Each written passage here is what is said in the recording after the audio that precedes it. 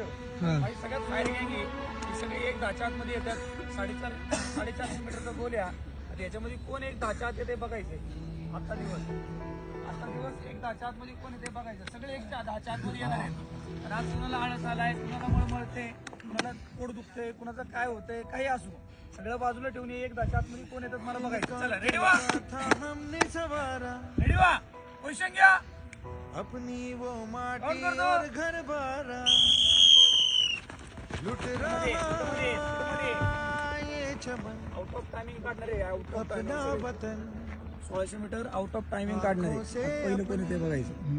लुट रहा ये चमन अपना वतन. 55 57 58 59 60 1 1 1 2 1 3 1 4.